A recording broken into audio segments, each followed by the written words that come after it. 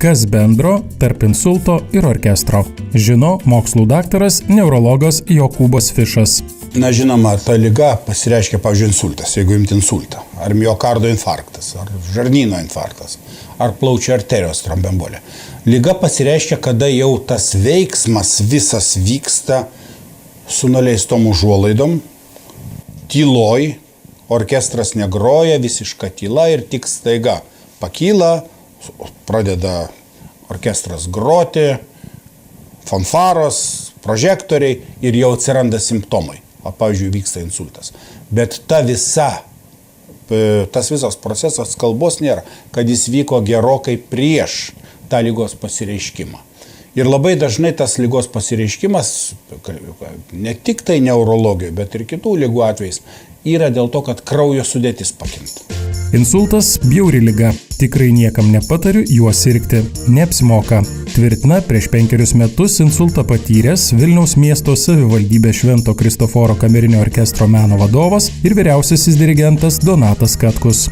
Gydytojai neurochirurgai, kurie kasdien susiduria su insulto pasekmėmis, skelbia pavojų dėl žmonių veiksmų sąmoningai didinančių kraujotakos sistemos ligų susirgimo riziką.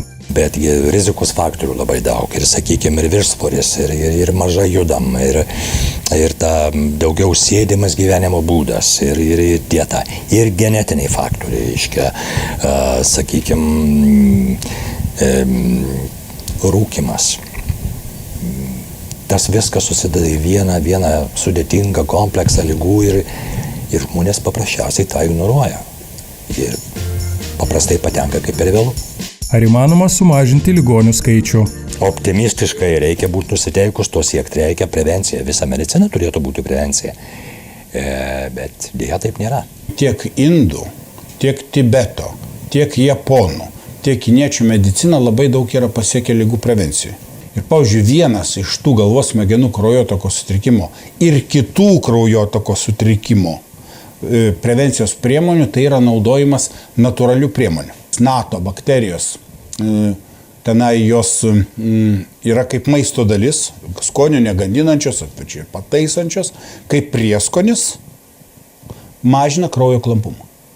Ir kraujas, būdamas neklampus, žymiai mažiau, sukelia komplikacijas. Ir už tai dabar matom, koks yra ilgamžiškumas, nes šita NATO tai yra japonų medicinos, o japonų tiek vyrų, tiek moterų, ypatingai moterų ilgamžiškumas dabar yra pirmoje vietoje. Šovė į priekį.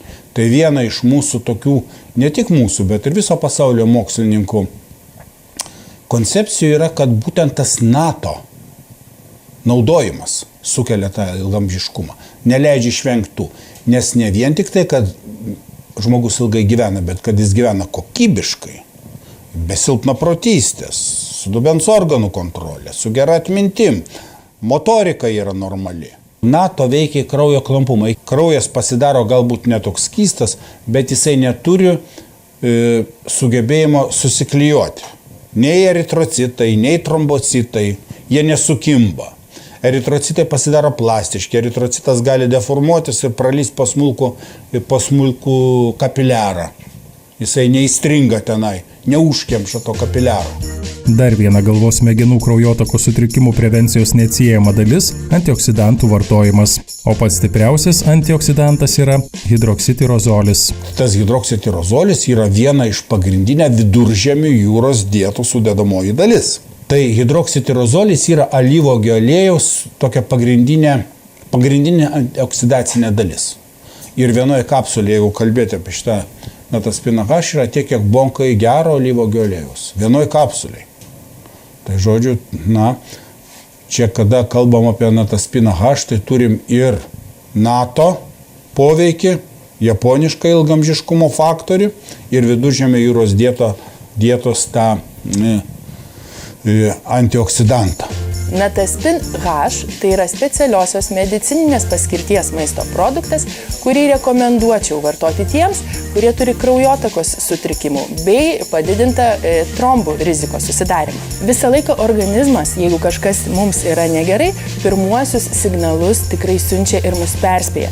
Tik tai dėja mes juos ne visada atkreipiam dėmesį.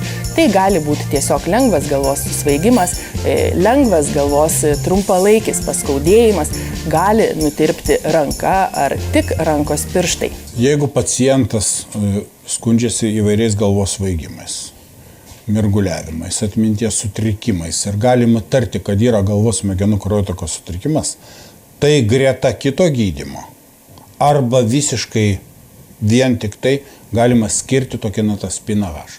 Be to, turint padidintą arterinį kraujospūdį arba sumažintą arterinį kraujospūdį, arba galų gale norint sustabdyti senėjimo procesus, tai kraujo tėkmės pagerinimas yra pirmoji priemonė. O jau susirgus, tarkim, ar kokiu miokardo infarktu, ar insultu, ypatingai išeminiu insultu, kada kraujo nepriteka kraujas, kada kraujas yra tirštesnis, netgi jeigu parametrai, tie laboratoriniai parametrai yra geri, tai privaloma naudoti šalia kito gydymo. Kaip jau minėjo mokslų daktaras Jokūbas Fišas, Nataspin H sudėtyje mes rasime dvi medžiagas, tikrai puikiai veikiančias ir tarpusavį suderintas. Tai yra natokinazė, kuri yra japonų ilgaamžiškumo paslaptis, bei hidroksitirozolį, kuris yra stiprus antioksidantas ir dominuoja Viduržemio jūros dietoje. Nataspino H vartojimas yra tikrai labai paprastas, tiesiog viena kapsulytė per dieną, ryte arba vakare prieš miegą.